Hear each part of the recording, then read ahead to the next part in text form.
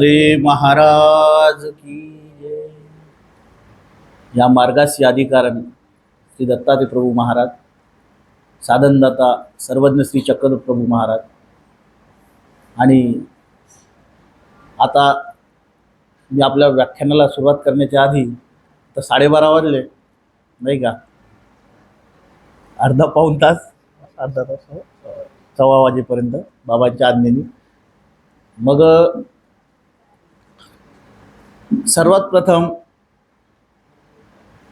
साधनदाता श्री चक्रधर प्रभूंना बोलवल्याशिवाय मला तरी वाटते की कार्यक्रम सुरू होत नाही का। ज्यांची अस्थिपरी आहे, कलियुगीचे विद्यमान अवतार, सर्व शक्तियुक्त, सर्व सामर्थ्यवंत, ऐश्वर्यवंत अशा साधनदाता माझ्या गोसावी श्री चक्रधर प्रभूंना पहिले आवाज देऊ आणि त्यानंतर मग आपण स्टार्ट करू।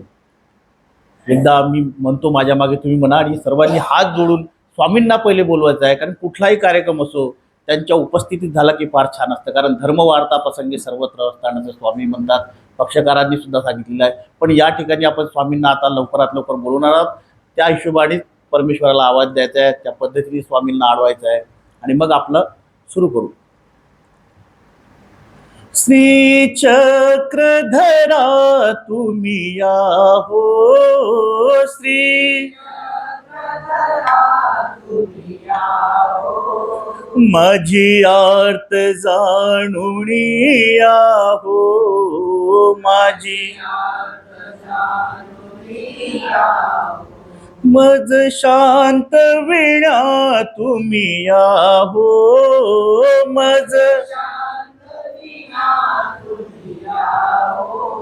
मज प्रेम देण्या तुम्ही या हो, मज तुझी एक एक ती लीळा, तुझी श्रवण करिता परमेशा, श्रवण करिता मज वाटे जवळी सदा, मज वाटे राहावा तो स्वामी माझा, राहावा माझ्या श्रूंची किंमत द्या हो, माझ्या तुझ्या प्रेमात मीणा हो, तुझ्या श्री चक्रधरा तुम्ही या हो, श्री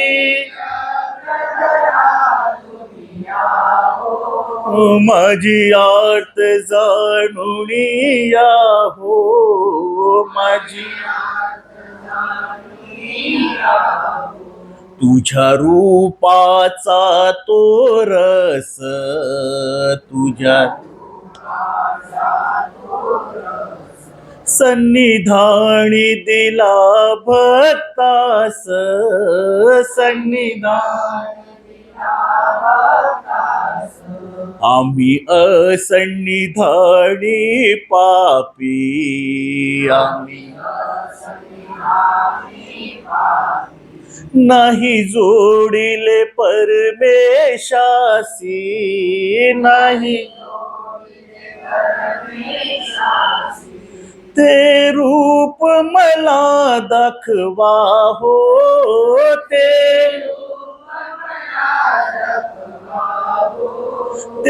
रूप मला दाखवा हो,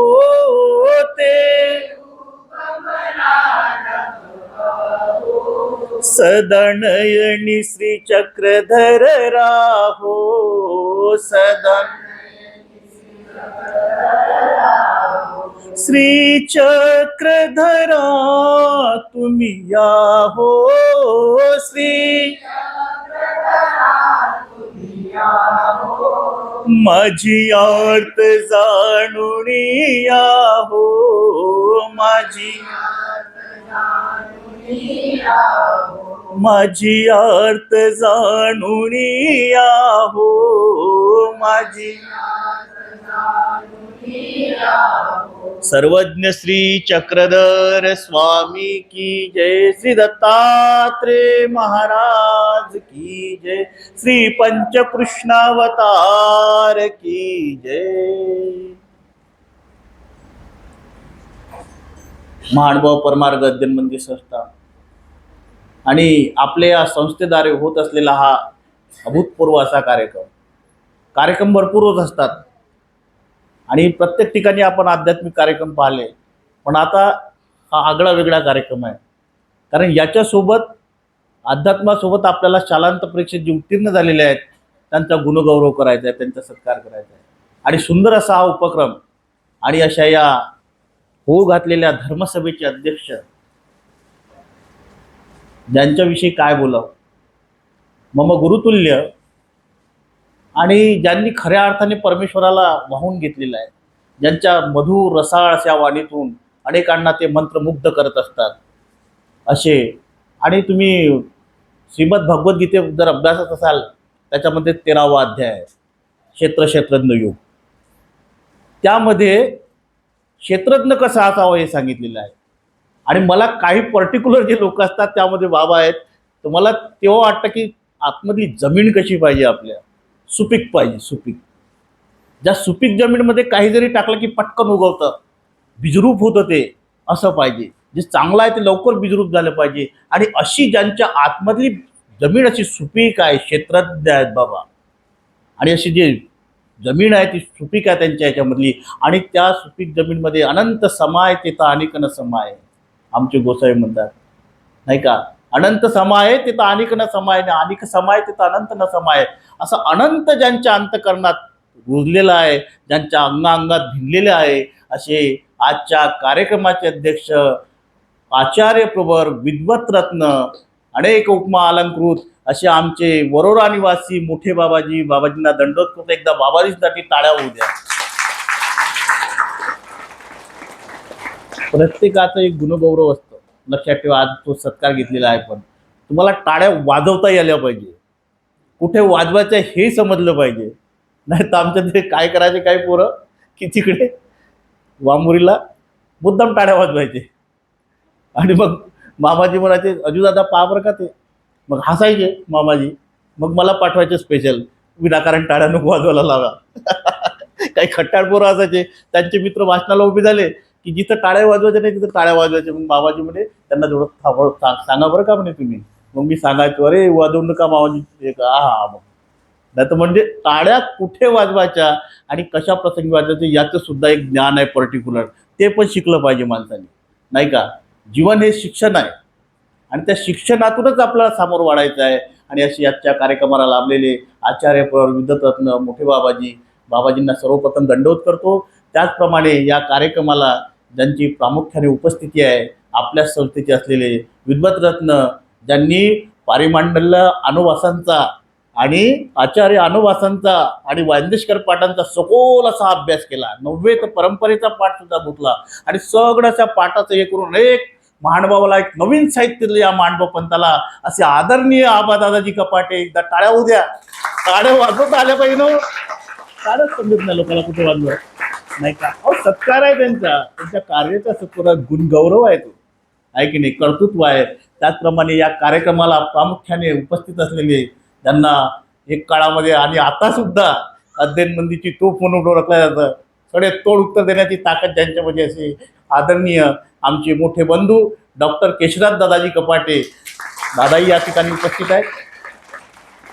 त्याचप्रमाणे या कार्यक्रमाला प्रामुख्याने ज्यांची उपस्थिती आहे, आमच्या पहा अधिकृतीचा दोष फार मोठा लागतो. मी बाबांना आताच म्हटलं बाबा तुमच्या समासानी बसून आलो, पण बाबा माझे गुरुतुल्य आहेत, माझे मार्गदर्शक आहेत. जरी आज मी बसलो पण मला ते खंती वाटत आहे की बाबांच्या जवळ बसलो. बाबांना म्हटलं की नाही बाबा काय हे बरोबर नाही, पण बाबा म्हणले नाही चला मांडल्यावर सगळं आहे, आणि बाबांनी ती आज्ञा दिली म्हणून बसलो. तर असे आजच्या कार्यक्रमाला ज्यांची प्रामुख्याने उपस्थिती आहे, बाबांसोबत आलेल्या लताताईंना मी म्हटलं की वर बसावं, त्यांना खुर्ची द्यायला लावली, पण त्यामुळे नाही मी खालीच बसणार. तर अधिकृतीचा सुद्धा दोष घडू नये एवढं आचरण करणारे आमच्या तपस्विनी लताताईजी आमच्या दर्यापूरकर या ठिकाणी प्रामुख्याने उपस्थिती आहे, आपल्या महिला मंडळाचं प्रतिनिधित्व करतात, त्या सुद्धा या ठिकाणी प्रामुख्याने उपस्थिती आहे. त्याचप्रमाणे मी दादांबद्दल असं ऐकलं, खांडेकर दादांबद्दल मला थोडाफार अनुभव आहे तुमचा, की जेव्हा मनसरचं काम होतं, मनसर बांधकामाचं जेव्हा काम होतं तेव्हा दादांनी फार परिश्रम घेतले आणि तिथून त्यांनी काहीतरी साईन केली आणि मनसरचं बांधकाम झालं. असे अशोकरावजी खांडेकर दादा याच संस्थेशी निगडीत आहेत. दादा सुद्धा प्रामुख्याने उपस्थित आहे आणि ते युवकांना मार्गदर्शन करणार आहेत. एकदा दादांसाठी जोरदार टाळ्या होऊ द्या. अनेक पंथामध्ये मोलाचं काम त्यांनी केलेलं आहे असे आमचे दादा. त्याचप्रमाणे या कार्यक्रमाला प्रामुख्याने ज्या उपस्थित आहेत आमच्या डॉक्टर विजयाताईजी राऊत, ताईंसोबत माझा संपर्क आला नाही, पण ताईंचं मी 2-3 नाव ऐकलं. आमचे कोथोंड्याचे दीपक क्षीरसागर आहेत, ते PhD करून आले आणि ते नेमकी माझ्याकडे येतात. त्यांना सर्व पुस्तक वगैरे मीच घेऊन दिले वामुरीवरून आणि त्यांची PhD, त्यांनी मला तुमचं नाव सांगितलं. आणि आदरणीय प्रसन्नमुनी दादा आमचे मामा, त्यांच्याकडूनही तो आपलं नाव फार ऐकलं. अशा आमच्या प्रामुख्याने ज्यांनी डॉक्टरेट केलं आपल्या पंथामध्ये अशा आमच्या आदरणीय विजयाताईजी, एकदा जोरदार टाळ्या होऊ द्या. आणि महिला असल्यामुळे तर जास्त जोरात होऊ द्या, नाही का, महिलांचं प्रतिनिधित्व करून राहिलेले आहेत. या ठिकाणी संस्थेचे सर्व माझे ज्येष्ठ असे आणि त्या संस्थेचे ज्येष्ठ श्रेष्ठ सर्व पदाधिकारी, चिचोंडीकर दादा आहेत, लासूरकर दादा आहेत, आणि काही असतील मला दिसून नाही राहिले, आणि काही आमचे दिनेश काका असो, आमचे सर्व आता या ठिकाणी एक एक नाव घेतो म्हटलं ते फार वेळ लागणार. या ठिकाणी सर्व साधू संत, तपस्वी, बाल गोपाल आणि खास करून ज्यांचं गुणगौरव आहे असे सर्व माझे विद्यार्थी. आजचं माझं मी जे काही बोलणार आहे ते हितगुज करणार आहे, तुमच्यासोबत संवाद साधणार आहे. कारण की युवकांचा कार्यक्रम आहे आणि त्या युवकांच्या कार्यक्रमामध्ये युवकांना काहीतरी द्यायचं आहे. म्हणून मोठ्या लोकांसाठी माझं व्याख्यान अजिबात नाही. खास करून लक्षात ठेवा, हे कोणासाठी आहे? तुमच्या युवकांसाठी. त्यांना मी व्याख्यान, त्यांच्यासाठी मी बोलणार आहे आणि त्यांच्याशी मी संवाद साधणार आहे. तर असं भगवान श्री चक्रधर स्वामींचं तत्त्वज्ञान आणि त्या तत्त्वज्ञानाला अनुसरून झालेली प्रचंड त्यागा तपस्यातून निर्माण झालेली वास्तू, माझे अध्ययनमंदिरचे स्थानापती, ज्यांच्यामुळे मी इथं बोलू शकून राहिलो, असे माझे अध्ययनमंदिरचे स्थानापती मोठे बाबाजी आणि साधनदाता श्री चक्रधर प्रभूजी. आणि या सर्वांना, परमेश्वराला तुम्हा सर्वांना वंदन करून, माझ्या गुरुआई ज्या सरल्या पण फार विद्वान होत्या, त्याचप्रमाणे माझे विद्यागुरू आणि ज्यांनी मला खूप खूप असं सांभाळून घेतलं असे माझे आचार्य प्रवर, वांबोरी निवासी मोठे मामाजींना दंडवत करतो, माझ्या गुरुजींना दंडवत करतो, देवबंदी निवासी बाबांना. आणि या ठिकाणी मी आपल्या व्याख्यानाला सुरुवात करतो. या ठिकाणी मामांनी सांगितलं, प्रसन्नमुनी दादांनी, की बा तुम्हाला यायचं आहे यावेळेस. आणि नेमका देवबडीचा कार्यक्रम आजच स्टार्टिंग झाला, तिथे बालसंस्कार शिबिर सुरू झालं. पण बाबांचं सुद्धा मानावं लागेल. बाबा म्हणे नाही, तुम्ही जाऊन या, जिथे जिथे गरज आहे तिथे तिथे जा. म्हणून देवबडीच्या बाबांनाही मी फोन केला, म्हणे नाही, तुमची आवश्यकता आहे, जा. आणि आजच त्यांनी मला फोन करून सकाळी सांगितलं की आष्टीला जो कार्यक्रम झाला, आदरणीय केशराज दादाजी कपाटे डॉक्टर, त्याचप्रमाणे प्रसन्नमुनी दादाजी, यांच्या सर्वांच्यावर एक मोठं हे आलेलं आहे म्हणे. आणि त्यांनी मला सकाळीच सांगितलं, भाऊ बाबांनी फोन करून सांगितलं की तुमच्या स्टेटमेंट सहित ते लोकमतला दिलेलं आहे म्हणजे आमच्या वार्ताहरांनी. म्हणजे असं त्यांनी मला सांगितलं. म्हणजे बाबांची एवढी तळमळ धर्मप्रचाराविषयी. आणि असे बाबाजी त्याच ठिकाणी सांगण्याचं तात्पर्य म्हणजे की शालांत परीक्षेमध्ये अत्यंत दैदप्यमान, ज्याला म्हणतो आपण दैदप्यमान यश प्राप्त करून या ठिकाणी आपण आलात. तुम्हाला अध्यात्म आणि सायन्स ह्या 2 गोष्टी आज महत्त्वाच्या आहेत. कारण की अध्यात्म हा वेगळा पार्ट आहे, सायन्स हा वेगळा पार्ट आहे. पण तुम्ही जर त्याचा स्टडी केला, त्याचा जर सखोल अभ्यास केला, युवक असतीलच या ठिकाणी, मी जे म्हणत आहे ते सर्व बरोबर ऐका बरं का. मी जे विषय मांडत आहे तो विषय तुम्ही आवर्जून ऐका. तुम्हाला समोर जर वाटलं तर तो विषय घ्या, तुमच्या अंतःकरणात रुजवा. कारण की सायन्स आणि अध्यात्म, आणि आता तुम्ही नवीन होणारे समोर याच्यामध्ये पदार्पण करणार आहात, असे तुम्ही विद्यार्थी आहात. तुम्हाला फार यश मिळालेलं आहे. पण यशाची परिस्थिती अशी असते की यश कधी काळी टिकतं, कधी काळी कमी होतं. लक्षात ठेवा बरं का मी काय म्हणत आहे. मॅडमला माहीत आहे, तुम्हाला माहीतच आहे. ज्यांनी जीवन एक संघर्ष आहे, त्या संघर्षातून तुम्हाला, कारण पदोपदी लक्षात ठेवा काय होत असतं की पदोपदी तुमची एक्झाम आहे. एक एक्झाम पास झाले म्हणून तुम्ही फार मोठे नाही झाले, लक्षात ठेवा बरं का. पदोपदी एक एक्झाम आहे तुमची. मला किस्सा आठवतो की न्यायमूर्ती धर्माधिकारी साहेब, जज मोठे, त्यांच्या मुलांनी सांगितलेला, डॉक्टर अविनाशजी धर्माधिकारी यांनी सांगितलेला तो किस्सा एका व्याख्यानामध्ये. ते म्हणे की माझे वडील जज होते त्या काळात. मग मी म्हणे एका ठिकाणी गेलो, एक केस लढलो, दुसरी केस लढलो, तिसरी केस लढलो, माझ्या वडिलांना दाखवलं, माझ्या वडिलांनी म्हणत छान झालं. पण मला त्यांच्या प्रसन्नतेची थाप काही भेटत नव्हती.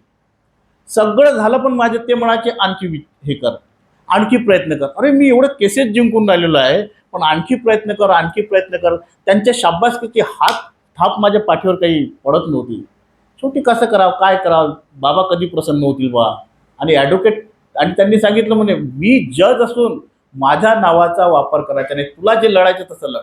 मी त्यांच्याकडे जायचो काही मार्गदर्शन मागा, ते म्हणायचे तुझं डोकं लाव आणखी, बाकी मी आहेच तुझ्या मागे. असं करता करता 1 केस, 2 केस, 10 केस जिंकलो. आणि एक अशी केस आली म्हणे की ते केस जे आहे ते कोणीच जिंकू शकत नव्हतं. माझ्या वडिलांनी म्हटलं म्हणे आता तू हे केस हातात घे, हा माणूस खरा आहे पण याला फसवण्यात येत आहे, तू ते केस हातात घे. आणि मग मी ते केस हातात घेतली. सगळे 99% सगळं यांच्या विरोधात होतं, पण 1% मी त्याच्यावर विचार केला. म्हणजे सकाळपासून संध्याकाळपर्यंत बसायचो. सकाळी उठलो की ते, संध्याकाळी उठलो की ते, मला वेच लागून गेला. मी एक ध्येय ठरवलं म्हणे. म्हणून प्रत्येक विद्यार्थ्यांनी एक ध्येय ठरवायचं आहे. आपलं टार्गेट ज्याला म्हणता तुम्ही, तो चूज करायचा आहे तुम्हाला. आणि मग मी एक ध्येय ठरवलं म्हणे की नाही, हे केस जिंकल्याशिवाय मी राहणार नाही. सकाळचा चहा सुद्धा घ्यायचो तर मी त्यात ते माझ्या डोक्यात असायचं म्हणे. त्याला जिंकायचं कसं, जिंकायचं कसं. एक हे काढलं, दुसरं काढलं, तिसरं काढलं, चौथं पुस्तक काढलं, सगळ्या कायद्याच्या बाजू सगळ्या पाहिल्या. त्याच्याने माझा भरपूर अभ्यास झाला म्हणे. आणखी मला बाबा आठवायचे म्हणे, माझे वडील. ते म्हणायचे म्हणे परत कर. परत केलं आणि एक दिवस असा आला की कोर्ट निकालावर लागली. आणि असं आर्ग्युमेंट केलं म्हणे मी, इतकं जोरदार आर्ग्युमेंट केलं की 99% याच्याकडून असणारी केस यांच्याकडून लागली. 1% आली होती त्याच्यामध्ये. असा मी प्रश्न टाकला म्हणे की सामोरच्याला आला नाही. जजनी सरळ ऑर्डर दिला की काय, धर्माधिकारी केस तुम्ही जिंकलात. आणि जशी केस जिंकली तशी माझ्याकडे सगळे वकील लोक आले म्हणे तुम्ही केस कशी जिंकलात. त्यावेळेस मी धावत पडत माझ्या वडिलांकडे गेलो. आणि माझे वडील माझ्या पाठीवर थाप मारायला आले नाहीत. मी म्हणलो म्हणजे बाबा कुठे आहेत. आणि शेवटी मी त्यांच्याकडे गेलो आणि जेव्हा पाहिलं काय, तर माझे वडील कोर्टाचं ते पुस्तक वाचत होते. मी म्हटलं बाबा केस जिंकलो, पाया लागलो. त्यावेळेस बाबांनी असं पाहिलं आणि बाबांनी म्हटलं म्हणे बस, शाबासकीची थाप माझ्या पाठीवर मारली. पण म्हटलं म्हणे एवढ्यावर थांबू नकोस, हा महत्वाचा मुद्दा आहे. काय, अनेक जीवनात तुला संघर्ष करायचा. एक केस जिंकली म्हणून थांबायचं नाही. अनेक त्याच्यातून शिकत राहा. आणि श्रीकृष्ण भगवंताचा तो श्लोक मला त्यांनी सांगितला म्हणे, लक्षात ठेव अविनाश की काय, या जगात सर्व आहे पण नाही ज्ञानेन सदृशम पवित्र मीह विद्यते. त्या गोपाल कृष्ण महाराजाला तू विसरू नको. किती मोठा झालास पण त्याला तू विसरू नको. म्हणून तुम्हाला सांगतो युवकांनो की आपल्या परब्रह्म परमेश्वर अवताराला कधीही जीवनात विसरू नका. किती मोठं व्हा, पण आपले आई वडील, आपले गुरु, आपला धर्म हा जोपासा. तेव्हा तुम्ही या लेवलला पोहोचाल, अन्यथा पोहोचू शकत नाही. किती सायन्सचं युग येऊ द्या, पण काय, तुम्ही आपले संस्कार जागृत ठेवा. मोठं होणार हो माणूस, आरामशीर मोठं होतं, काही जास्ती नाही. तुम्हाला प्रयत्न आणि स्वामी श्री चक्रधर प्रभूंचे तत्व जर तुम्ही अंमलात आणले तर तुम्ही फार मोठे व्हाल. त्या लीळा तुम्ही घेण्याचा प्रयत्न करा. आपले महानुभाव पोरं, महानुभाव साधक किंवा महानुभाव हे आपण वाचत नाही, हा आपला पहिला प्रॉब्लेम आहे. काय, वाचन करायला पाहिजे, आपण वाचत नाही. स्वामी श्री चक्रधर प्रभू एका ठिकाणी होते. एक वैरागी आला. पहा, मी स्वामींचं तुम्हाला उदाहरण देत आहे या ठिकाणी. स्वामी श्री चक्रधर प्रभू बाबा त्या ठिकाणी आहेत, सर्वज्ञ आहेत. आणि त्या ठिकाणी एक वैरागी आला. तो म्हणतो, स्वामी त्याला म्हणतात, आवर्जून विचारतात स्वामी. माणभाव पंथ हा चिंतनशील हे आहे, पंथ आहे. लक्षात ठेवा, प्रत्येक गोष्टात व्हाय कारण विचारलेलं आहे. तुम्ही शंका टीका प्रयोग वाचाल. कोणी एखाद्याने मला म्हटलं, दादा हे शंका कशाला लावल्यावर हे का. म्हटलं बरोबर आहे त्यांचं. पक्षकार साधे नव्हते. आबादादा पाहून राहिले इकडे, त्यांचा भरपूर अभ्यास आहे. कारण पक्षकार साधे नव्हते, त्यांनी तुम्हाला खिळवून ठेवलं त्याच्यामध्ये. आणि जेव्हा तुम्ही ते ब्रह्मविद्या अभ्यासता, त्याच्यानंतर जेव्हा ते इंडिकेटर लागतात तुमचे, अरे बापरे, तेव्हा डायरेक्ट तुम्ही तुमच्या भाषेत सॅल्यूट ना आमच्या भाषेत दंडवत असतो त्यांना. एवढे विद्वान होते हे लोक, एका एका शब्दाला एका एका अर्थाला इकडून तिकडे लावलेला आहे. आणि असे म्हणून त्यांना सांगितलं, रे या शंका बरोबर आहेत, काही साधारण नाही आहे. म्हणून महानुभाव पंथ हा चिंतनशील पंथ आहे आणि त्याच्यामध्ये प्रत्येक गोष्ट सांगितली आहे. स्वामी श्री चक्रधर त्याला आवर्जून विचारतात. लीळा आठवताना तुम्ही बरोबर आठवत नाही, लीळा अशा आठवा. स्वामी श्री चक्रधर प्रभू त्याला आवर्जून विचारतात, का हो कोणीकडून आलात. आता तुम्ही कशी वाचता, कुठून आलात, झालं स्वामींनी वाचलं, तुम्ही झालं बंद, डोकं तिथून बंद करून टाकता. तुम्ही डोकं बंद नको करा, त्या डोक्याला खोलून टाका. कारण श्री चक्रधर प्रभू साधारण 90 या ज्ञानियांना माहीत आहे, या ज्ञानियांना माहीत आहे की स्वामी श्री चक्रधर प्रभू काय आहेत. ज्यावेळेस तुम्ही तिथं उतराल ना, मी तर नवयुवकांना म्हणतो की तुम्ही लीळा चित्राचा अभ्यास करा. रोजच्या 2 तरी लीळा त्या वाचा, तुमचं जीवन उजळल्याशिवाय राहणार नाही. स्वामी श्री चक्रधर प्रभू त्याला आवर्जून विचारतात, का हो तुम्ही कोणीकडून आलात. ते म्हणतात, आम्ही औंढा नागनाथवरून आलो. बाबर का, औंढा नागनाथवरून आला. बरं, तुमचं कोणाला मानता तुम्ही. चंडिका बिन्नी, काय म्हणतात, चंडिका बिन्नी. कोणत्या देवतेवर श्रद्धा आहे. तो म्हणतो, कोणती चंडी, कोणती बिनी. चंडी म्हणजे चंडिका नाही, बिनी म्हणजे सरस्वती, विना वाजवणारी. स्वामी म्हणतात, तुम्ही कोणीकडून आहात, कोणीकडे चाललात आणि कोणत्या देवतेवर तुमची श्रद्धा आहे. त्याला चंडिका बिनी म्हटलं हे सुद्धा माहीत नाही. स्वामी विश्लेषण करून सांगतात तरी त्याला माहीत नाही. तो म्हणतो, यहाँ से आवन तुम्ही या जावन तू. स्वामी हसतात आणि सर्वज्ञ त्या ठिकाणी म्हणतात, अहो ज्या देवतेचं करतात त्या देवतेचं तुम्हाला माहीत नाही आणि मग कशाचं तो वैराग्य करतो, कशासाठी करतो हे तर माहीत पडलं पाहिजे. म्हणून पहिले टार्गेट चूज करा. मला काय बनायचं आहे हे सर्वज्ञ याच्यातून सांगतात आहे की तुमच्या ज्या फील्डमध्ये तुम्ही असाल, तुमच्या ज्या क्षेत्रामध्ये तुम्ही असाल, त्या क्षेत्रात पहिले टार्गेट ठरवा आणि त्याच्यामधले जे सूक्ष्मपणा आहे, जो बारीकपणा आहे तो विचारात घ्या. आणि तो जर तुम्ही विचारात घेतला तर समोर तुम्हाला यश भेटल्याशिवाय राहणार नाही, लक्षात ठेवा. आणि ते जर यश तुम्हाला प्रतिपादन करायचं असेल, त्यातले बारकावे तुम्हाला धुंडावे लागतील आणि त्याच्यामध्ये अनेक संघर्ष होईल आणि त्या संघर्षातून तुम्हाला सामोरं जावे लागेल. तेव्हा तुम्हाला माहीत पडेल. म्हणजे तुमचं टार्गेट काय हे तुम्हाला माहीत नाही. ते टार्गेट निवडण्याचा प्रयत्न करा. टार्गेट ठरवा तुम्ही की मला काय करायचं आहे. आता 10वी झाल्यानंतर मला सायन्स घ्यायचं आहे, की ज्या फील्डमध्ये मला जायचं आहे ती फील्ड निवडा. आणि ती फील्ड निवडताना अशी निवडा की त्याच्यामध्ये मला पूर्ण सर्वस्व द्यायचं आहे. आणि त्या स्वामींचे जर तुम्ही, माझं आचार्य प्रवर आपले मोठे बाबाजी, मराठे बाबाजी, त्यांच्यासोबत बोलणं झालं. मी म्हटलं, बाबा स्वामींच्या सूत्रांना फार संकुचित केलं हो म्हटलं. ते म्हणजे हां. म्हटलं, बाबा जर त्याला असं उलगडलं, हा म्हणजे प्रत्येक दैनंदिनी माणसासोबत, सर्वसामान्य माणसासोबत दैनंदिन जीवनामध्ये ते सूत्र उपयोगात येतात, पण आपल्याला काढता आले पाहिजे म्हणे बाहेर. जुने माणसं पण पहा बाबांनी कसा विचार केला. ब्रह्मविद्याशास्त्र आमची काही चर्चा झाली, माझी जिज्ञासा, त्यांनी मला ती काही सांगितलं, पुष्कळचे निर्णय सांगितले आणि मग त्याच्यामध्ये त्यांनी मला सांगितलं, हा म्हणे काय करता येतं म्हणे. जसं स्वामींनी सांगितलं आहे, या आपण पे दीजे तरी हे आपण पे दे, या आपण पे दीजे तरी हे आपण पे दे. म्हणजे ब्रह्मविद्याशास्त्राला तुम्ही जन्म दिलात तो तुम्हाला पूर्ण काही देऊन टाकणार. मग हे सूत्र सर्वसामान्य याच्यात बसत नाही का तुमच्या याच्यामध्ये? बसतं. तुम्ही एखाद्या फील्डला आपण पे देऊन टाका, एखाद्या फील्डमध्ये तुम्ही आपण पे देऊन टाका, तुम्ही पूर्ण त्याला समर्पण करून टाका. एक दिवस त्याच्यामधले तुम्ही राजा बनता, मास्टर बनता, तुम्हाला मास्टर ही पदवी निर्माण होते. मग आहे नाही का स्वामींचं सूत्र तिथे? लक्षात ठेवा. म्हणून सूत्रपाठाचा सुद्धा प्रत्येक मानभाव पंथी पोरांनी अभ्यास करा. जगाच्या पाठीवर एवढं मोठं सूत्र, एवढं मोठं तत्व तुम्हाला कुठेही धुनून भेटणार नाही, ही माझी ग्वाही आहे. आणि नाही तुम्हाला यश भेटलं तर मला सांगा. मग एवढं सुंदर असं सूत्र आहे, एवढं सुंदर असा तो वचनाचा अभ्यास आहे, तो तुम्ही घ्यायला पाहिजे, घेता आला पाहिजे, नाही का? एका ठिकाणी एक शाळेत विद्यार्थी होता. आताचे विद्यार्थी बरे आहे बरं का, आताचे विद्यार्थी बरे आहे आणि आता अभ्यासाचं फार मोठं फॅड आलेलं आहे. प्रत्येक हा छोटा छोटा मुलगा अभ्यासाला लागतो आणि अभ्यासाचं एक फॅड आलेलं आहे आणि ते छान आहे. अभ्यास करणं आवश्यक आहे. आणि मग त्या अभ्यासामध्ये पहिलेच्या काळामध्ये असं होतं की काय, कुठला पेपर आला आणि कुठला काय झाला, थोडंसं विलक्षणच काम होतं. आम्ही त्या शाळेमध्ये होतो, तिथं काही विद्यार्थी मागल्या बाकावर बसायचे. एका हिंदीच्या मॅडमनी त्यांना विचारलं, की म्हणे, ती हिंदीची मॅडम होती, तिचा एक हात एवढा होता त्यांच्या. त्या मॅडम जोरदारच होत्या. मग त्या मॅडम विचारतात की हिंदीच्या याच्यामध्ये काय शिकवलं. मागच्या तिघा मुलांना उभं केलं आणि ते मागचे तिघं म्हणतात, म्हणे सांगा या कवितेचा अर्थ सांगा. एका जणांनी सांगितलं, मॅडम कवी कहते है. आता कवी कहतेच्या समोर त्याला यायचंच नाही काही, कारण अभ्यासच नाही, नाही का. पहिलेची सिच्युएशन सांगतो काय असायची. तो म्हणे मॅडम कवी कहते. मॅडम ने क्या कहते, पोरग चुपचाप, कारण त्याच्यासमोर काही येत नव्हतं.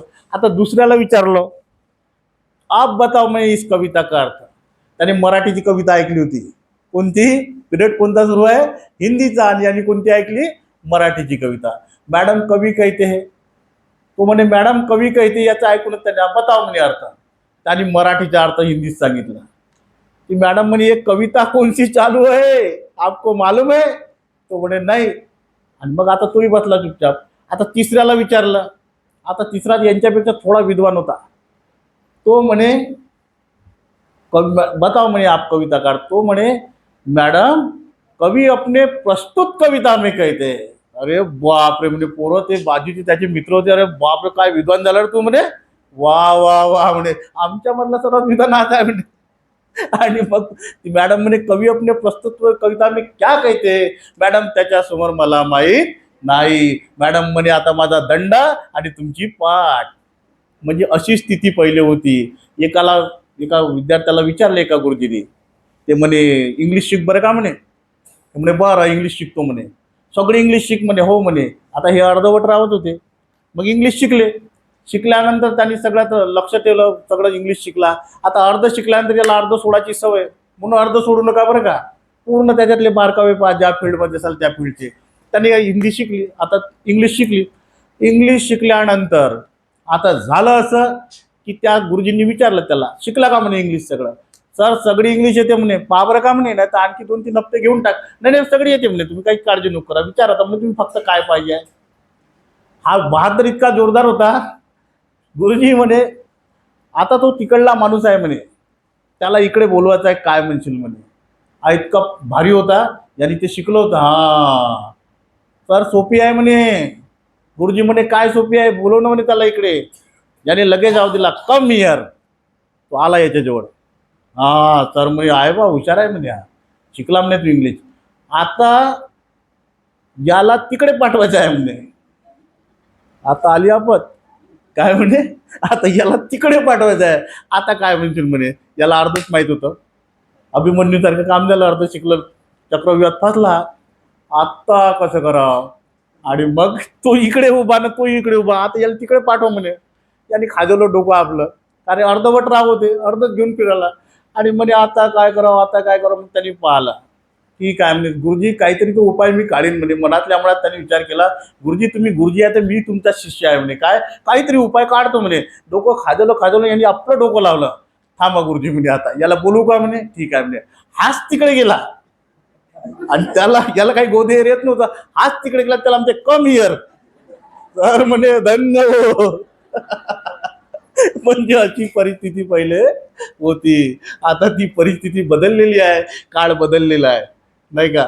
कुठून काय करतील पहिले त्या काळात काही सांगता येत नव्हतं. मार्क चालायचं सगळं. पण आताचे विद्यार्थी आणि पहिलेच्या काळातलं तुम्हाला शिक्षण सांगतो परत. ते जर त्यांनी पाहिला तो पॅसेज इंग्लिशच्या याच्यावरून खालच्या प्रश्नाची उत्तर लिहा. आता मला वाटतं तोच आहे पॅटर्न. मग ते खालचं लिहायला गेले की ते पोरं विचारायचे बरं का. सी आहे बरं का वर, सी म्हणजे समुद्र. आणि सीचंच काहीतरी सांगून राहिले. खाली प्रश्नामध्ये सीच राहायचं. जिथून सी दिसलं तिथून ब्रॅकेट मारायचे, तो खालपर्यंत उतरवायचे. मग तो एका वाक्यात असो की 50 वाक्यात असो, याला काही घेणं देणं नसायचं. पूर्ण उतरून काढायचा पॅरेग्राफच्या पॅरेग्राफ. म्हणजे अशी स्थिती पहिल्याच्या काळात होती. आता काळ बदललेला आहे, नवीन काळ आलेला आहे, नाही का. म्हणून मी काय म्हटलं की आपलं टार्गेट चूज करा. भगवान श्री चक्रधर स्वामी एक दृष्टांत देतात. डकले चांगले भट्टाला, म्हणजे वेरूळच्या लेणीला स्वामी होते. आणि स्वामी म्हणतात, स्वामी श्री दत्तात्रय प्रभूंचा महिमा निरूपण करून आलेले आहे. आणि डकले चांगले नावाचे जे भक्त होते त्यांना फार आवड झाली की आता स्वामींना भेटावं. आपलं ध्येयपूर्ती कसं पाहिजे, त्याच्यासाठी लक्ष कसं पाहिजे, त्यानुसार तिकडे आगेकूच कशी केली पाहिजे हे विद्यार्थ्याला कळलं पाहिजे. आणि स्वामी वेरूळच्या लेणीला असताना चतुर्विधाच्या मठामध्ये होते त्या ठिकाणी. आणि मग स्वामींनी ते निरूपण सुरू केलं आणि यांना असं वाटलं की आता दत्तात्रय प्रभूंच्या दर्शनाला जावं. आणि मग स्वामी म्हणतात तिथं जाता तर जा, पण स्वामींनी त्यांना दृष्टांत सुद्धा सांगितला.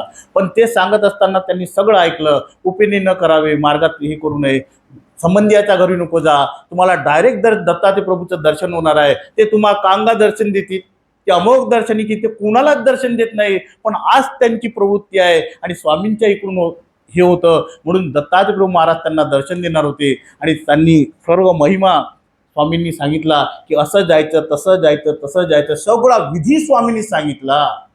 पण या ठिकाणी हे बहादर असे होते, काय आमचे डकले, म्हणजे तुम्ही लीळा चित्र वाचा, खूप हसू येईल त्यांचं. तर डकले म्हणजे असं होते की देववाडीचे देव डकले तिकडून गेले, खडकोलीकडून तिकडून, आणि आपल्या संबंधियाच्या गावाला गेले जाता जाता. म्हणे आता दत्तात्रय प्रभूंनी दर्शन दिलं, दर्शन पाहिजे तर डायरेक्ट अमुक दर्शन ना, मग तिथे गेलो ते डायरेक्ट गायबच करतात म्हणे. आणि मग मी तिकडे गेलो तर पोराबारांचं कसं होईल म्हणे. इकडे विचार एक, इकडे विचार एक, ममत्व शिरलं. आणि ममत्व शिरल्यानंतर गेले आणि आपल्या संबंधियाच्या गावाला गेले. वरूनच काहीतरी घेतलं, खाजे घेतले, कोणासाठी चीज घेतली असेल, काय कुरड्या घेतल्या, तर ते काय काय घेतात नाही का, ते सगळं लॉलीपॉप फॉलीपॉप सगळं घेऊन टाकलं. आणि आता त्यांच्याकडे गेले, म्हणे त्या संबंधियाकडे, म्हणे थोडंसं काय माझ्या नातवाला देऊन टाका. ते म्हणे तुम्ही कुठे चालले, असं असं झालं, स्वामींनी असा असा विधी व्हायला, मी येऊ शकत नाही. त्यांना सांगायची काय गरज होती. ममता संचरली की लगेच ते म्हणे अहो थोडंसं आतमध्ये या. नाही नाही, स्वामींनी सांगितलं बसा नको. परत ममता संचर, अहो बसा, नानीले उठिले, तिथंच राहिले. आणि तिथून राहिल्यानंतर हे दोघंही तेव्हा चांगले वट्ट म्हणतात, जेवण खावण झाल्यावर, अहो स्वामींनी जो विधी सांगितला, जे लक्ष सांगितलेलं होतं, जो विधी वाहून दिला, तो तर सगळं आपण विसरलो. आणि आता आता काय करायचं. मग आता चला स्वामींकडे. म्हणजे टार्गेट कंप्लीट झाला का. टार्गेट काय होतं तुमचं, श्री दत्तात्रय प्रभूंचं दर्शन, आणि तिथं गेल्यावर जे काही होईल ते. स्वामींनी सगळं सांगितल्यानंतर सुद्धा हे वापस आले. वापस आल्यानंतर स्वामी श्री चक्रधर प्रभू आसनस्थ होते. आणि जीवाच्या अशा भाकाड्या हे पाहून श्री चक्रधर प्रभू महाराज सुद्धा हसले. स्वामी सुद्धा म्हणतात, अगं ते अमोघ दर्शनी, ते तुम्हाला का दर्शन देईल, आणि दर्शन द्यायची वेळ आली तर तुम्ही त्या ठिकाणी नाही. काय तुम्ही हा विधीचं उल्लंघन केलं, आणि आता तुम्हाला काय भेटेल. म्हणजे तिथं टार्गेट त्यांना चूज केलेला होता, तो त्यांना पूर्ण करता आला नाही. श्री दत्तात्रय प्रभू महाराज त्यांचं टार्गेट होते, त्या ठिकाणचं साध्य होतं. तिथं जर गेले तर बरोबर दत्तात्रय प्रभू महाराज भेटले होते. एवढा अमोघ दर्शनी अवतार, दुर्लभ अवतार त्यांना भेटणार होता. तेव्हा स्वामी म्हणतात, कौनी एक वार्तेवरी चाले. प्रत्येकाने लक्षात ठेवावं की हा दृष्टांत 114 दृष्टांतामधला 92वा दृष्टांत त्या चतुर्विधाच्या मठामध्ये स्वामींनी अखिल विश्वाला सांगितलेला आहे. पण आपण तो अभ्यास करत नाही, म्हणून आपल्याला काही समजत नाही. आपल्याला वाटतं अध्यात्म म्हणजे साधू लोकांचं आहे. साधू लोकांचं नाही. सर्वज्ञांचे विचार व्यापक आहेत, व्यापक, एक एक सूत्र व्यापक आहे. आणि त्या ठिकाणी तेव्हा श्री चक्रधर स्वामी म्हणतात काय की बाई, त्यांना सांगतात की कोणी एकी वर्तेवरी चाले. वर्त म्हणजे दोर. तुम्ही पाहिलेलं असेल ते डोंबारी असं दोरेवरून चालतात, ती दांडा घेते अशी वर ती बाई, आणि अशी अशी चालते, खालून ते ढपड ढपड ढपड वाजत असतं, सगळीकडे वाजत असतात. तर तुमच्या भाषेत सांगायचं म्हणजे तो दृष्टांत स्वामी म्हणतात काय, त्याचं जे लक्ष असतं, डावीकडे न पाय, उजवीकडे न पाय, सभेकडे न पाय, आपण्याकडे न पाय. पहा स्थिती कशी. स्वामींचं तत्वज्ञान लक्षात घ्या बरं का तुम्ही. नाही तर नुसतं आम्ही येऊ, व्याख्यान करून घरी जाऊ, काही फायदा होणार नाही. आदरणीय प्रसन्न मुनी दादांनी बोलवला तर काहीतरी फायदा झाला पाहिजे ना, नाही का. म्हणून लक्षात ठेवा, हे तत्व अंगीकार करा. थोडे हार्ड वाटत असतील पण ते मनाला तुमच्या रुजवाते. तर मग स्वामी त्यांना म्हणतात की बाई ते दोरेवर चाले, वर्त चाले, म्हणजे काय, इकडून चालते ती, डावीकडे न पाहे, उजवीकडे न पाहे, आपल्याकडे न पाहे, सभेकडे न पाहे. आणि काय, जरी डावीकडे पाय, उजवीकडे पाय, सभेकडे पाय, आपल्याकडे पाय, तरी त्याचे हाळगुण न नुरे. आणि म्हणून ती असं ते दांडा घेते आणि सरळ त्या दोरावरून चालत जाते, चालत जाते, चालत जाते. ती टार्गेट असते की इथून मला तिकडे जायचं आहे. ते खालून ढपड ढपड वाजणं, आणि लोक हिनवत असतात, अरे पडते काय, अरे पडते काय, अरे खाली पडणार, अरे आता पडणार. लोक सुद्धा हिनवतात. लक्षात ठेवा स्वामी काय म्हणताय, लोक सुद्धा नव्हतं, अरे पडणार पडणार पडणार पडणार. पण तिचं टार्गेट इतकं अचूक असतं. स्वामी श्री चक्रधर प्रभूंचा तो दृष्टांत देण्याचा तुम्ही ते पहा. मग ती अर्थ काय, त्याच्या मागचा सिद्धांत काय आहे, स्वामी किती सुंदर पद्धतीने तुम्हाला ते हाताळून देऊन राहिलेले आहे. स्वामींची सांगण्याची हातोटी पहा कशी आहे. सर्वसामान्याला समजेल उमजेल असं स्वामी सांगत आहेत, आणि ते सगळ्यांनी पाहिले. आणि त्या ठिकाणी जेव्हा ती बाई अशी दांडा घेऊन चाललेली आहे चाललेली आहे चाललेली आहे चाललेली आहे, आणि बस तिला हिनवणारे हे करणारे सगळे लोक आहेत, पण तिचं टार्गेट जे आहे ते या दोरावरून त्या दोरावर जाणे. तिला पहा, ते खालून वाजत असताना काही डिस्टर्ब होणार नाही का? लोकांच्या बोलण्याने तिला डिस्टर्ब होणार नाही का? पण ती डिस्टर्ब होत नाही आहे, ती सरळ चालत आहे आणि खालून ते वाजत आहे. जाता जाता जाता जाता लोक हिनवत आहेत, सगळ्या पद्धतीने बोलत आहे, कोणाहीकडे तिचं लक्ष नाही.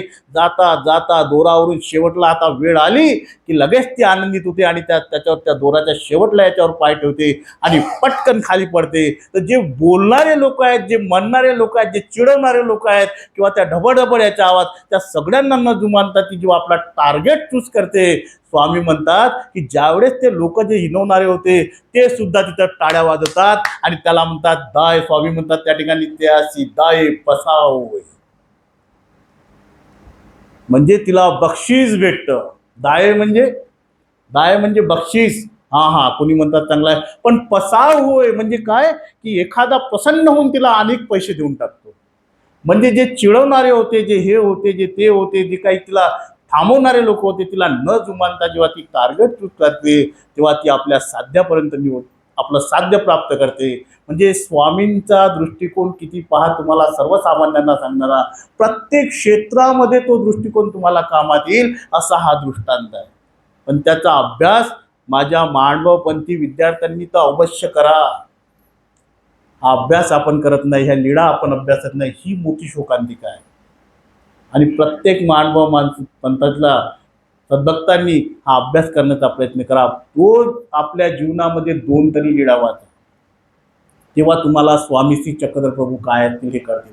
आता मी 4-5दा ते लीळा चित्र हाताळलं आहे, पण नवम नवम तम मधुरं तथापि नाही बाबा. प्रत्येक वेळेस त्या लीळेतून काहीतरी निघतं, प्रत्येक वेळेस. आमचे आबादादा रोज हे करतात, रोज अध्ययन करतात, एवढं अध्ययन करतात. लोकांना वाटत ते एवढे पुस्तक काढले तरी आता कोणतं पुस्तक काढायचं, पण त्यांचे संशोधन सुरू असते. कारण नवम नवम तम मधुरं तथापि, एक केलं की एक गेलं की एक गेलं की नवीन नवीन सगळं तुम्हाला भेटत जातं. असं ते ब्रह्मविद्याशास्त्राचं रहस्य आहे, तो रस आहे त्याच्यामध्ये. हे तुम्ही लक्षात घ्या की तुम्हाला टार्गेट काय निवडायचं आहे. टार्गेट जेव्हा निवडाल तेव्हा, एक विद्यार्थी होता, त्याला गुरुजी म्हणतात, वेळ झालं 1 मिनिट 15 मिनिट. मग त्याला विद्यार्थी म्हणतात, कारण बाबांची प्रकृती थोडी अस्वस्थ आहे. बाबांनी म्हटलं की बघ तुम्ही थोडं जास्त घ्या, म्हणून मी बोलत आहे. एक विद्यार्थी होता मित्रांनो, तुम्हाला सांगतो, त्याला गुरुजी म्हणतात की बा तुला काय बनायचं आहे, किंवा तुला काही येत नाही. सगळ्यांना विचारलं, त्याला काही यायचं नाही विचारायला. पण ज्याला कमी पर्सेंट आहे त्यांनी, त्याच्यासाठी सांगतो बरं का, त्यांच्यासाठी, की ज्याला कमी पर्सेंट आहे, आता तो पर्सेंटेज नव्हते, त्याला काही येत नव्हतं, त्यावेळेस गुरुजी म्हणतात अरे तुला काही येत नाही, तुला काही येत नाही. त्याचा तुझा हात दाखव बघू, चल हात समोर कर. गुरुजी हे मारायला गेले की लगेच त्याच्या हातावरची लकीर पाहिली. अरे तुझ्या हातावर काही धनरेषा हे रेषाच नाही ज्ञानाची. काय जी विद्वत्तेची रेषा पाहिजे ती रेषाच तुझ्या हातात नाही, ज्ञानाची रेषाच नाही. अरे हट तू निघ.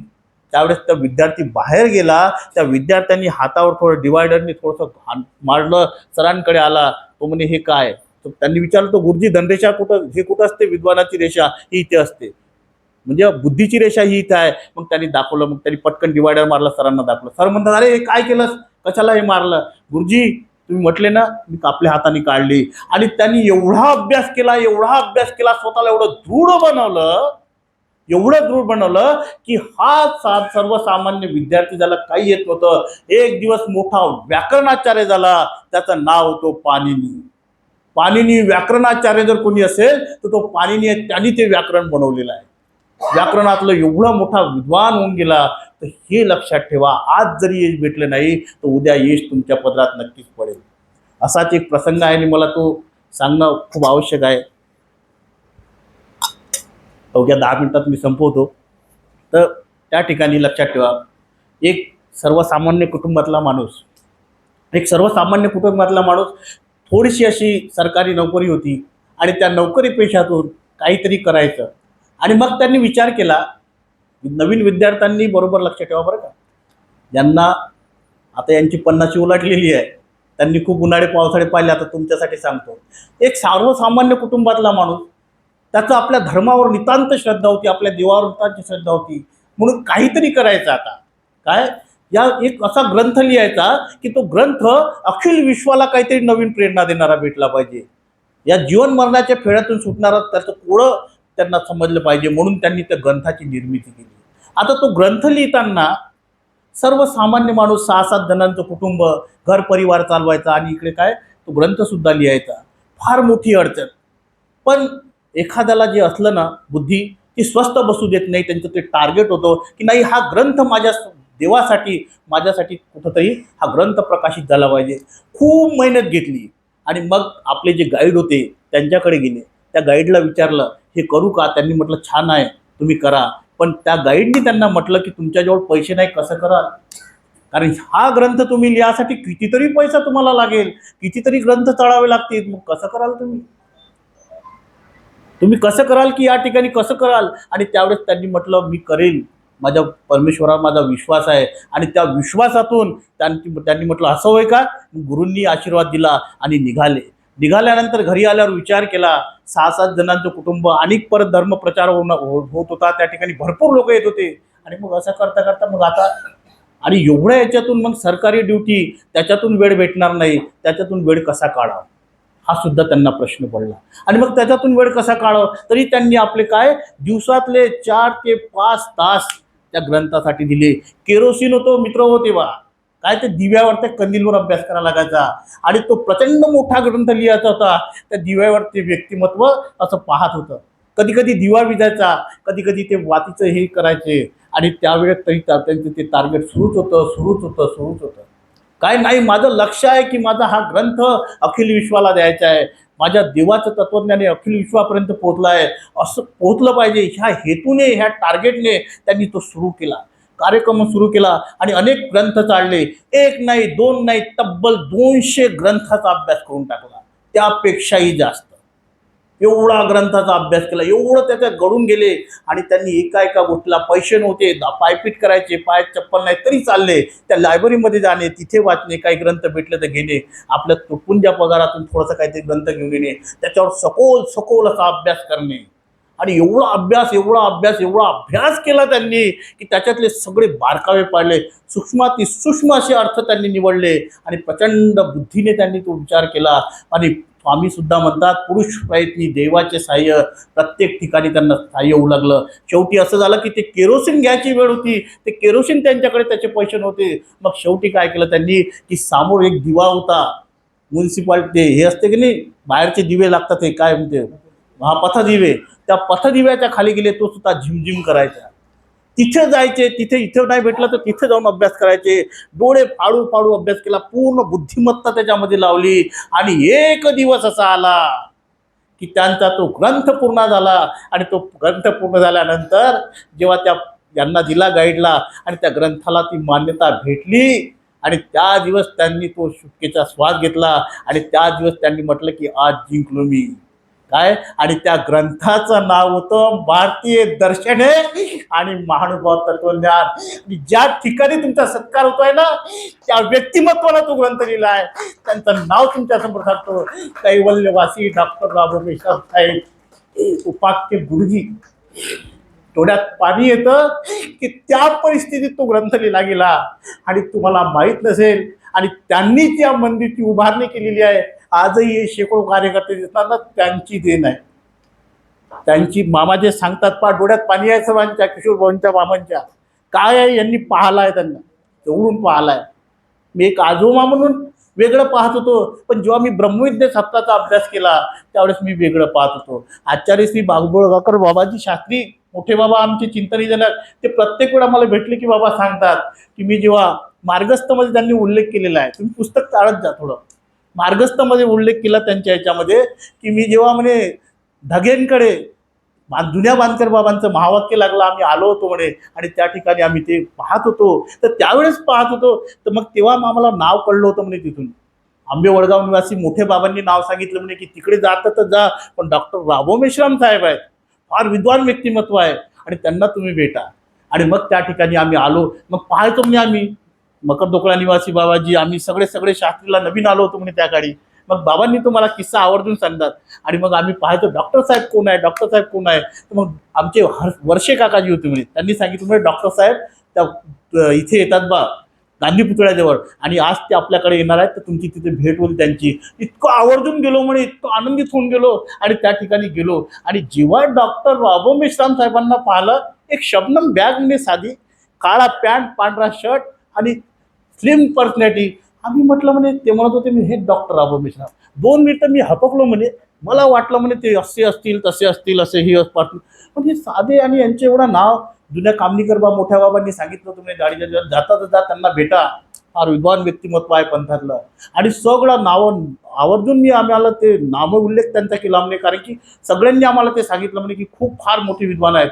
आणि तेवढ्या सगळ्या आचार्यांचं ऐकून आम्ही गेलो. आणि जेव्हा पाहिलं म्हणे, तेव्हा ते स्लिम पर्सनॅलिटी आणि एकदम शांत स्वभावाचे बसले, त्या ठिकाणी बसले होते. आणि मग मी विचारलं म्हणे, त्यांनी म्हणलं म्हणे मी असं असं आहे, या शास्त्री बाबा बसा. बसलो म्हणे त्या ठिकाणी. आणि बाबा सुंदर सांगतात बरं का. त्यांनी म्हटलं म्हणे, काय हो, कसं काय तुमचा अभ्यास वगैरे, फार छान बोलले म्हणे, विद्वत्ता होती, पण इतकं सुंदर बोलले म्हणे. मग आम्ही ऐकून होतो म्हणे. मग मी विचारलं म्हणे की बाबा असं आहे तसं आहे, आम्ही भाषण देत असतो, प्रवचन करत असतो, काय काय प्रवचन करता, सगळं विचारलं म्हणे. आणि ते प्रवचन करत असताना तुम्ही काय बोलता काय नाही. डॉक्टर साहेबांनी एकच मुद्दा माझ्यासमोर मांडला म्हणे, महानुभाव नुसते बोलतात पण लिहत नाही. बाबांनी सांगितलं बरं का भाऊ मला हा किस्सा. आणि प्रतिक्रिया देतात, प्रतिक्रिया बाबांना माहित आहे, प्रतिक्रिया देतात पण लिहत नाही. महानुभावांनी लिहायला शिका.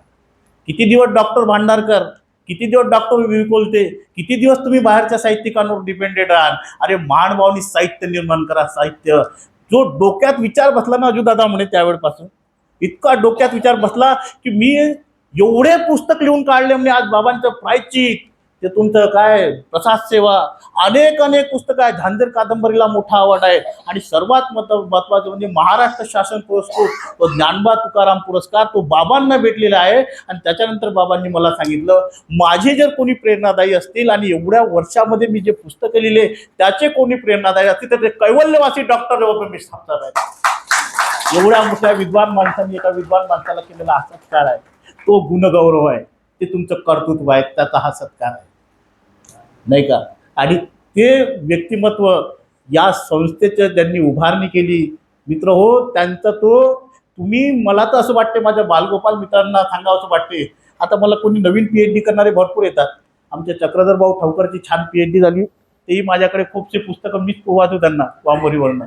आता सांगायचं तात्पर्य म्हणजे, मी एकाला म्हटलं तुला PhD करायचं आणि एक काम करा भाऊ, म्हटलं काय, तुम्हाला मी विषय देतो म्हटलं आता, आणि मी आमच्या आजोबांचा विषय दिला, तू म्हटलं त्याच्यावर PhD करा. तुम्हाला जे काही हे लागेल, आमचे ज्येष्ठ श्रेष्ठ आहेत त्यांच्यासोबत भेटून देतो, त्या विषयावर PhD करा. त्यांचं महानुभाव साहित्यातील योगदान किती मोठं होतं. भारतीय दर्शनी आणि महानुभाव तत्वज्ञान कौलिक ग्रंथ ज्यावेळेस आपण अभ्यासतो त्यावेळेस खऱ्या अर्थाने कळतं की महानुभाव पंथ काय आहे. 200 कालिका खंडका, तुम्हाला काय काय ग्रंथाचे नाव सांगू, सगळे पाठ करून टाकले मी. ते 200 ग्रंथ आहेत, त्याच्या पेक्षाही जास्त असतील. एवढा अभ्यास त्यांनी केला. हा अभ्यास आपल्या जीवनात उतरवा, नाही का. आणि तो जर तुम्ही त्यांना जर टार्गेट करून, त्यांना जर लक्ष करून, त्या पद्धतीने तुम्ही आपल्या क्षेत्रामध्ये अभ्यास केलात, तर तुम्ही खऱ्या अर्थाने तेव्हा उत्तीर्ण व्हाल, तेव्हा तुमचा खऱ्या अर्थाने गुणगौरव करण्यात येईल. आणि मला सांगायचं तात्पर्य म्हणजे, अनेकही अनेक भाग आहेत, पण या ठिकाणी वेळ भरपूर झालेला आहे. एक छोटी लीळा घेतो आणि या ठिकाणी थांबतो, कारण बाबांना बोलायचं आहे. तुम्हाला एक आता शेवटला एक सांगून देतो की महानुभाव पंथातील विद्वतरत्न ज्यांनी आचार्य ही पदवी खऱ्या अर्थाने साथ केली, असे विद्वतरत्न माईमभट्ट लीळाचरित्र त्यांनी ग्रंथ लिहिला. असे माईमभट्ट जेव्हा स्वामींपासून त्यांना बोध झाला, घरी जायचे, आणि घरी गेल्यानंतर 1 वर्ष त्यांनी तो विचार केला, सर्व अभ्यास केला. विद्वान होते फाराफाट, 6 शास्त्राचा अभ्यास, प्रभाकर शास्त्र, हे सगळं तुम्हाला माहिती आहे सगळं. पण ज्यावेळी स्वामी श्री चक्रधर प्रभू हे एडी खरवंडी या परिसरात होते, बीड जिल्ह्यामध्ये, आणि त्यांनी मेसेज पाठवला हंसराजाच्या हाताने की जा परमेश्वरपूरला जा आणि तर माय्या नावे ब्राह्मण होते त्या ते बोलावून घ्या. माईमभट्टांना सांगा की पहिले तुम्हाला बोलवलं आहे, श्री प्रभूंची दंडवत करा आणि लवकर या. आणि तसंच केल्याबरोबर माईमभट्ट निघाले. वेळ जास्ती झाला असल्यामुळे मी ती लीळा शॉर्टकटमध्ये मारतो. आणि लवकर निघाले, कारण पहिल्याच लीळेमध्ये डोमेग्रामच्या भेटीमध्ये स्वामींनी त्यांना निरोध केला. हे सगळं तुम्हाला पूर्वी प्रकरण माहीत आहे. आणि त्या ठिकाणी निवृत्तर केल्यानंतर आत्यंतिक संस्कृती छेद वयसी काही प्रति त्यात भट्टो त्या एकाच शब्दावर त्यांना निरुत्तर करून टाकलं. आणि त्यानंतर सुद्धा माईम भट्टाची आणि त्यांची खूप उघाणी झाली, म्हणजे चर्चा झाली. आणि त्यामध्ये सुद्धा स्वामींनी म्हटलं काय, अनंत जन्मात केलेले कर्म आता केले कर्म, ह्या प्रत्येक याच्यातून निरुत्तर झालेले माईम भट्ट स्वामींचे अनुयायी झाले. आणि त्या ठिकाणी स्वामी सुद्धा एक महत्त्वाचा मुद्दा त्यांना मांडतात की काय, अविद्यायुक्त जीवा स्वतः ज्ञान न संभव, हा महत्त्वाचा मुद्दा स्वामींनी त्यांना सांगितला. आणि त्या ठिकाणी माईम भट्ट आणखी निवृत्त झाले. मग आता अनुसरण करायचं ठरलं. मग स्वामी एडी खरवंडीला होते, त्यांना बोलून घेतलं आणि मग ते लगेच निघाले एका मार्गावरून दुसऱ्या मार्गात. आणि तिसऱ्या ठिकाणी गेल्यानंतर स्वामींची भेट झाली. सव्वे आले हात बोलले. ताई आपलं लीळाचित्र फार छान आहे, तुम्ही अभ्यासलं असेल लीळाचित्र, त्याच्यामध्ये अनेक अशा बाबी आहेत की खूप सुंदर सुंदर सांगितलेल्या आहेत. तर त्यामध्ये सव्वे हात भोवंडून आले आणि तिथे स्वामींजवळ बसले. स्वामी त्यांना विचारतात आहे आता काय, काय हो तुम्हाला अनुसरण कसे घडले, महत्वाचा मुद्दा आहे बरं का. काय हो तुम्हाला अनुसरण कसे घडले, त्यावेळेस ते सांगतात काय, जी मी घरून निघाला, जी अवकाशा गेला, अवने अवकाशा गेला, तिकडे गेलो आणि काय मातीच्या त्या पाण्यावर पाणी पडलं त्या ढेकळावर आणि ते काय तो ढेकूळ असा विरघडला. तुम्हाला सगळ्यांना माहिती आहे लीळा. आणि बस तिथून मला बोध झालं की माणसाचे जीवन असं आहे ना काय, अरे साधं त्या मातीवर पाण्याचा साधा छोटासा एक ढेकळावर हे थेंब पडला की काय झालं की ढेकूळ विरघडलं. असंच माणसाचं जीवन आहे ना. आणि जी तुम्ही सगळं सांगितलेलं मी ते आत्मसात करत होतो. आणि त्यानंतर निघालो, माती हातात होती, हे केलं आणि शौचाला निघालो, तिकडूनच सरळ निघालो. स्वामी असा विचार केला तुमच्याकडे आला तर नातेवाईक जवळ घेऊन जातील आणि स्वामींना तर अनुसरायचं आहे, अनुसरल्याशिवाय मुक्ती नाही, मला पक्क पटलेलं होतं. मग काय केलं, मग जी समोर गेलो, एका ठिकाणी गेलो, एक ब्राह्मण भेटला, त्याचे जे मळलेले कपडे होते ते मी त्याला मागितले आणि माझे कपडे त्यांना दिले. तो म्हणे अरे कोणी भेटलं तर काय सांगशील. त्यांनी विचारलं मला, मी सांग त्याला. कोणी जर विचारलं की बाय सराळेकार माईम भट्ट भेटले होते, त्यांनी मला हे दिलं. तो ब्राह्मणही लाजला बिचारा, अरे म्हणजे एवढे भरतरी कपडा कधी खाल्ले हे घातले नाही. आणि त्यानंतर मग आता निघालो म्हणजे जी ते सगळं घेऊन, थोडीशी झोडी होती ती झोडी केली त्या पदराची आणि एक थोडासा मोठा कपडा होता त्याची झोडी केली. त्या ब्राह्मणाच्या तिथं काय त्या झोडीमध्ये त्याचे वास येत होता आणि ती झोडी घेतली हातात. एका ठिकाणी भिक्षा घेतली, बारसेचा दिसी भिक्षा घेतली. आणि भिक्षा घेतल्यानंतर ती भिक्षा घेतली जिजी आणि भिक्षा घेतल्यानंतर निघालो जिजी परत. समोर गेलो जिजी आणि भिक्षा आता खाव. पहा नवीन युवकांनी लक्षात घ्या बरं का, स्वामींचं तत्वज्ञान लक्षात घ्या, प्रेरणा घ्या माईम भट्टांपासून की त्या ठिकाणी आता खायचं, पण टार्गेट होतं काय, अनुसरायचं, मुक्त व्हायचं या जीवन मरणाच्या फेऱ्यातून. आणि मग त्यांनी एक घास खाल्ला जिजी आणि घास खायला गेलो आणि जी वांती आली मला, जी वांती आली, मी म्हटलं नाही नाही नाही माईया तू खाऊ शकत नाहीस. अरे नाही नाही तुला नाही, इथं यशावर अपयश आरूढ झालेलं आहे, लक्षात ठेवा. माणसाचं जीवन असं असतं, यशावर अपयश आरूढ होत असतं. नाही माईया तू खाऊ शकत नाही, अरे चल हे मुक्ती वगैरे तुझं काम नाही. अरे 36 भाज्या खाणारा माईया तू, स्वतःसोबत लढून राहिलेले आहेत बरं का. श्रीकृष्ण भगवंत सुद्धा अर्जुनाला म्हणतात उद्धरेद आत्मनात्मानम नात्मानम मौसादेत आत्मेव ह्यात्मनो बंधू आत्मानम विपुरात्मना. अर्जुना तूच तुझा खरू शत्रू आहे आणि तूच तुझा खरा मित्र आहे, तुला कोणी हे करू शकत नाही. तू जर मनातून संकल्प केला आणि दृढ निश्चय केला ना तर तू आपला टार्गेट फक्त चूज करू शकतो. पण त्या ठिकाणी माईम भट्ट म्हणतात नाही माईया तू खाऊ शकत नाही, चल वापस चल. अरे 36 भाज्या खाणारा तू, एवढे भरजरी कपडे वापरणारा तू कशाला हे पडतोय, चल. निघायला गेलो जी परत विचार केला की अनुसरण नाही तर काही नाही, अनुसरण नाही तर मुक्ती नाही. स्वामींनी ते सांगितलं अनुसरण करावं लागेल. आता काय करावं जी, माझी एक्झाम सुरू झाली मग माईम भट्टांची, ही आहे एक्झाम परीक्षा. आणि त्या ठिकाणी परत गेलो जी परत खायला गेलो, परत वांती आली, नाही माईया तू करू शकत नाही, चल चल वापस चल. परत माझ्या मनाने म्हटलं जी परत गेलो जी, पण म्हटलं आता निघाव घराकडे. विचार केला, स्वामी म्हटले अनुसरणाशिवाय पर्याय नाही, तुम्हाला जर मुक्त व्हायचं असेल जीवन मरणाच्या फेऱ्यातून अनुसरण घ्यावं लागेल. परत गेलो जिजी, इथं यशावर आता अपयशावर यश आरूढ करायचं होतं आणि विश्वासाने परत गेलो. आणि परत गेल्यानंतर एका ठिकाणून भिक्षा मागितली. भिक्षा मागितल्यानंतर तो घास जो होता, तो पहिला घास हो नाही हो नाही हो नाही म्हणत जीव म्हणजे मनामध्ये एकदम हे चालू होता, संघर्ष चालू होता. ती माझी एक्झाम होती, माईम भट्टांची परीक्षा होती. तो घास घेतला जिजी आणि पहिला घास आतमध्ये टाकला. दोनदा वांते झालेला माईम भट्ट तिसऱ्यांदा परत आलेत आणि तो घास टाकला. आतमध्ये, तो गिळला गेला, दुसरा घात टाकला, तो गिळला गेला आणि शेवटी म्हटलं माईया तू जिंकलास आणि बाई आपडले. या ठिकाणी माईमभट्टांनी आपली स्पर्धा जिंकलेली आहे. आणि माईमभट्ट जेव्हा जिंकले तेव्हा म्हणतात माईया तू जिंकलास आणि बाय आपडले जिजी. आणि त्या ठिकाणून सरळ निघालो जिजी तर कुठे, परमेश्वरपूरला. आणि तिथून मग माझं मार्गक्रमण सुरू झालं. तर अशा प्रकारे जीवनामध्ये समोर लीळा भरपूर आहे. तिथं गेल्यानंतर तो मातंग भेटला जिजी. आणि मी तर एवढा अहंकारी, वर मशाल पेटवून चालणारा माणूस आणि पायामध्ये गवताचे तृण घालणारा, ते तृण घालून फिरायचे आणि मी असा माणूस. पण मला वाटलं जिजी त्या मातंगाला विचारलं. एक मातंग समाजाचा विषमता भयानक होती त्या काळी. त्याला विचारलं म्हणजे राऊळ कुठे आहेत, ते गुंडम राऊळ बाबा कोणते. त्यांनी सांगितलं ते ना, ते दिसत आहेत ना, ते राऊळ आहेत. आणि तिकोपाध्यायाच्या आवरात जात होते आमचे श्रीप्रभू बाबा. आणि त्यांनी मला दाखवलं. तो जसा तिकडले पलटला जिजी, मी ते गुळाची टोपली वगैरे होती, जे काही होतं ते ठेवलं खाली आणि त्याच्याकडे पाहिलं. आणि तो जसा पाठीमोरा झाला त्याला पहिला दंडोत घातला. मग का एका विद्वत्रत्न ब्राह्मणाने एका मातंगाला घातलेला पहिला दंडवत होता. ते सगळं स्वामी श्री चक्रधर प्रभूंच्या तत्वज्ञानाने घडलेलं होतं. आणि जिजी त्याला दंडोत केला. आणि मग श्री प्रभू बाबाकडे गेलो. महादाई चला आता काय करावं, राख उचलण्याचा व्यापार मी घेतला. 36 भाज्या खाणारा माईमभट्ट, काय 36 भाज्या खाणारे माईमभट्ट आबाईसाला म्हणतात काहीतरी सेवादास्य द्या. आणि सेवादास्य द्या म्हटल्यानंतर ती म्हणे काय देऊ, काहीच नाही. तर शेवटी पाहिलं की ती राख, तर ते मी रोज रिद्धपूरच्या परमेश्वरपूरच्या बाहेर नेऊन टाकत होतो जिजी. आणि त्या 12 विहिरीचं झोपायचो, त्या खारट विहिरीचं पाणी प्यायचो, खारट पाणी. आणि हे सगळं आत्मसात केलं जिजी. आणि मग इथे आलो.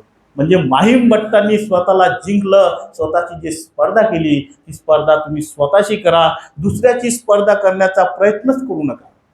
दुसऱ्याची स्पर्धा करणार तर तुम्ही डुबणारच. म्हणून काय, स्वतःची स्पर्धा ही स्वतःशी करा. आणि या जीवन मरणाच्या फेऱ्यातून निघण्याचं तत्वज्ञान सुद्धा याच अभ्यासातून तुम्ही अभ्यासा. हेच या प्रसंगी मी सांगेल. आणि टार्गेट ध्येय हे चांगलं चूज करा की ज्या टार्गेटने, त्या ध्येयाने तुम्ही तिथपर्यंत गेले पाहिजे. सायन्स सोबत तुम्ही कितीही मोठे व्हा, कितीही मोठे व्हा, आकाशात उंच धरायची जीभ घ्या, पण माझा देव त्या परब्रह्म परमेश्वराचं जे सांगितलेलं तत्वज्ञान ते आत्मसात करा. तुम्हाला यश नक्की आल्याशिवाय राहणार नाही. अपयश तुमच्यापासून कोसो दूर पडेल. हेच एवढं या प्रसंगी, या व्याख्यानाच्या प्रसंगी सांगतो. आणि माझं जे बोलणं होतं ते युवकांसाठी होतं. जे काही असेल ते तुम्ही घरी घेऊन जा. आणि या प्रसंगी मी थांबतो. शेवटी परब्रह्म परमेश्वराला विनंती करतो